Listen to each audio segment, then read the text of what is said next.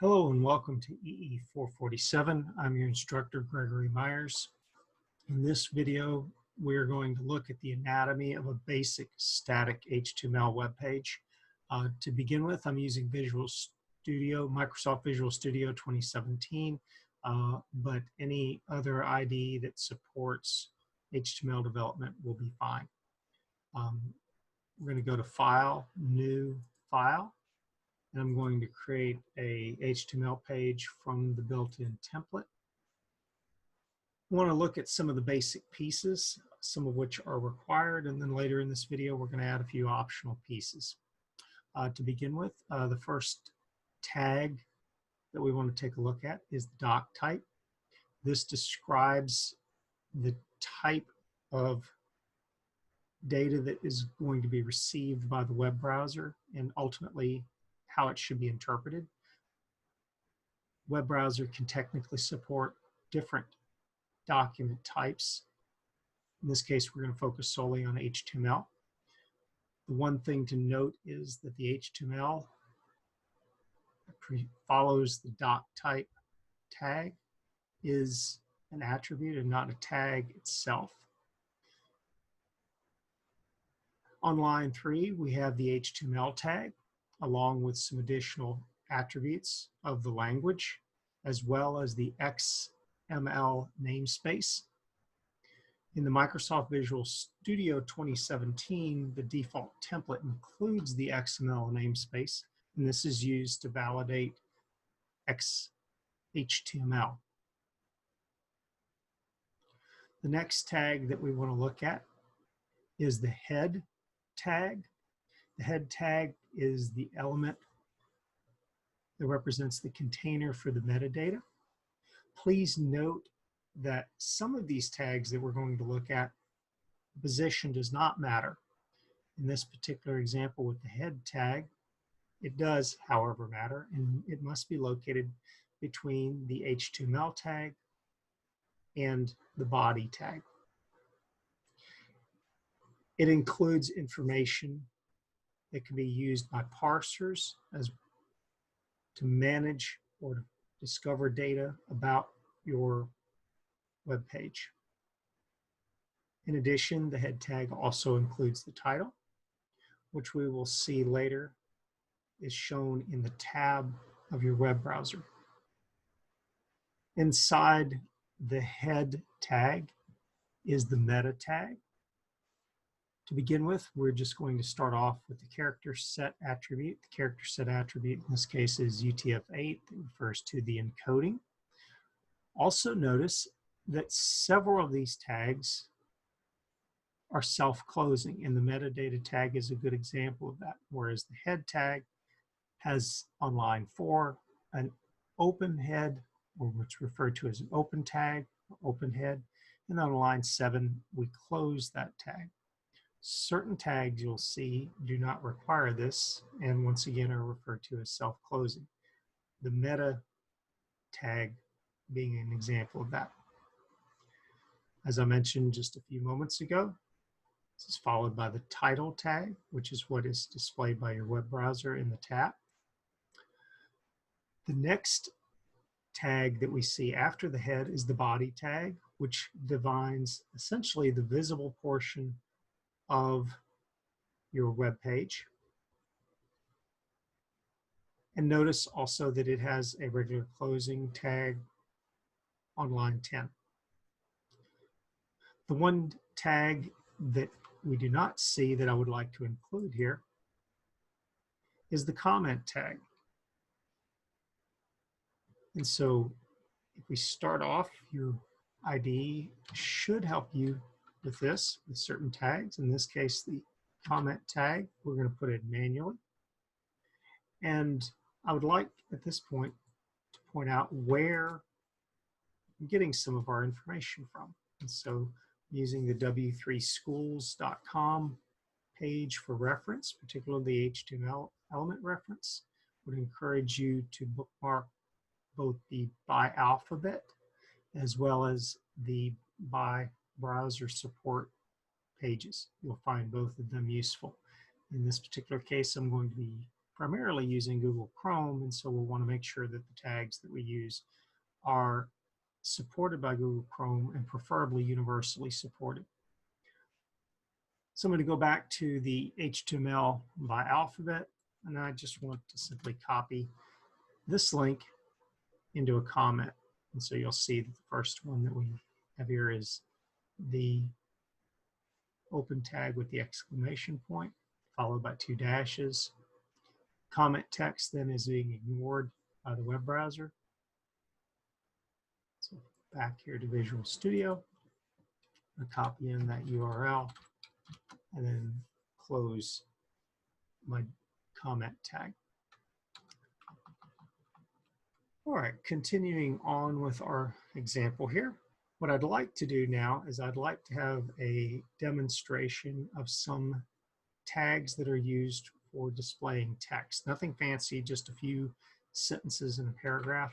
And so what I'll do is I'll start off this example by modifying the title, and I'm just going to call this example underscore paragraph underscore 01. The only reason I'm doing it this way is because I expect to have multiple examples as we go through this semester. Under the body tag, I'd like to explore a few tags, starting first with the H1 tag. The H1 tag allows for us to put a heading, referred to as heading level 1, in the body of our HTML document. So in this particular case, what I'm going to do is use it to describe what our example is going to be. So this is going to be an example paragraph.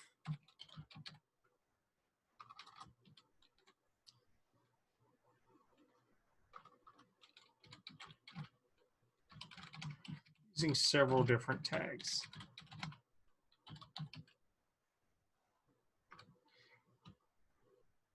Let's go ahead and take a second now to go ahead and save this. I'm going to save this under my demos folder, under my HTML folder, and I'm going to keep a similar naming scheme to what we started with earlier, using underscores instead of spaces, and I'm going to essentially follow the title name for the file name. So this is going to be example underscore paragraph underscore 01.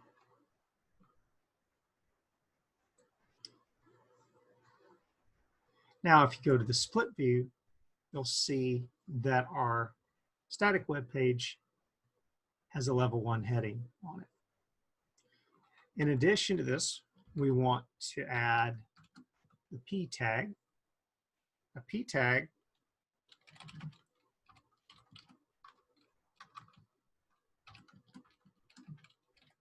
allows for us to start a paragraph. Now, what you're going to notice is that with some tags, they can be used only with certain other tags. In other words, they can only be nested within certain other elements. Also, one of the things you'll notice is that in some cases, you can only have a finite number of a particular tag. Usually, it's either one or many. So the two things to note is the placement of the tag as to whether it's even allowed HTML, or secondly, the number of occurrences of a tag. For a P tag, the requirement is that it exists within the body or somewhere within a nested element of the body of your HTML. And there are no restrictions on the number of P tags that you may have. So for this, we're going to go ahead and save it. You'll now see that we have text that describes our P tag. We want to go ahead and use another example of this here. And so we're going to create another paragraph. And I'm just going to simply put in the text. This is another paragraph.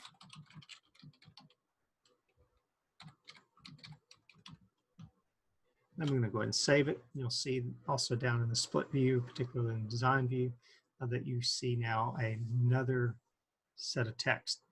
Notice also that there is a space in between the two.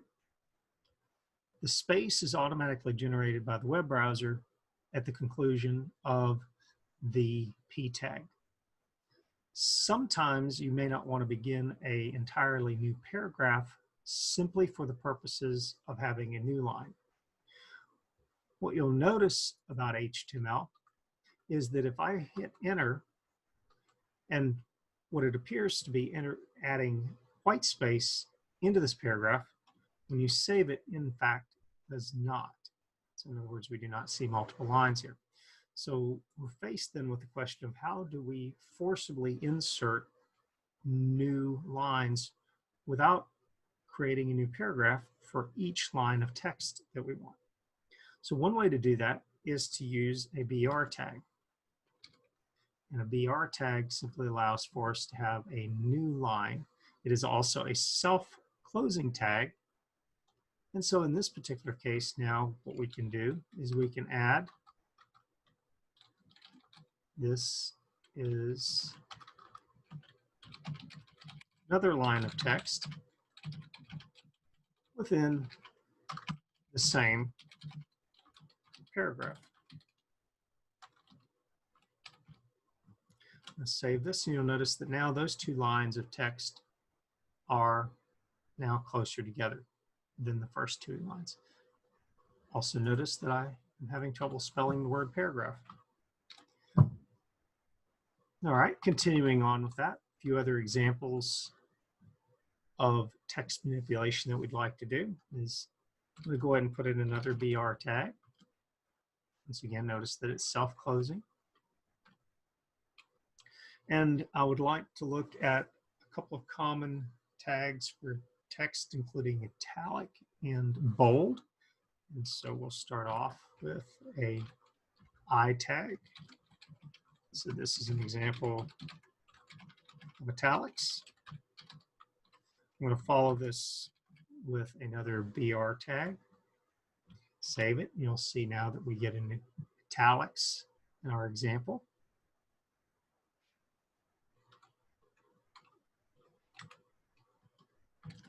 We can also use strong. So this is an example of strong or bold text.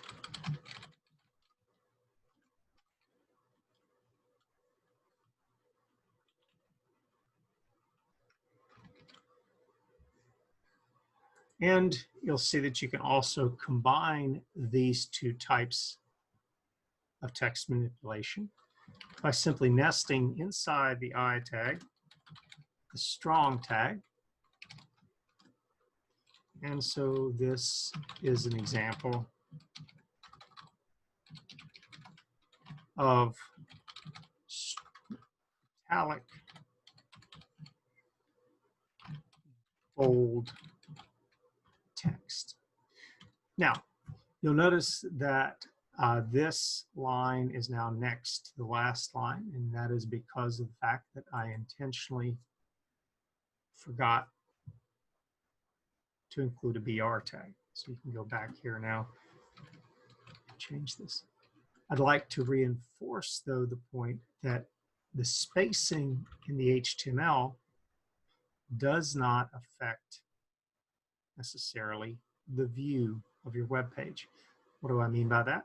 If I were to put multiple new lines between my strong tag, I close my strong tag, and my BR tag, it does not, in fact, change the rendering of the text in the web browser.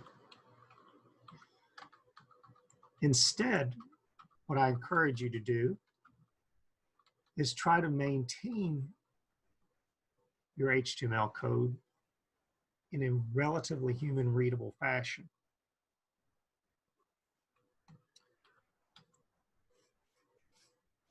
The other example that I want to give real quick is the S tag, which is an example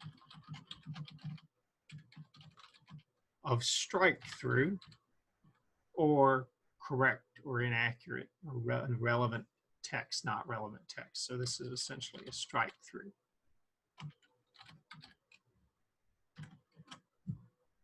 Once again, you'll see that it appears on the same line, so I need to add my BR tag previously, from the previous line, excuse me. Now, before we conclude this video, I'd like to point out that number one, other than for basic text editing, you would not typically use this I, strong, or strike through. Instead, what you would want to do is rely on styles, and we're going to cover CSS styles in a later video. For basic text manipulation, the H1 through H6 tags, as well as the I, strong, and S, are a simple way to manipulate text in HTML. Hopefully you found this video useful. If you have any questions or comments, please don't hesitate to ask. Thank you very much.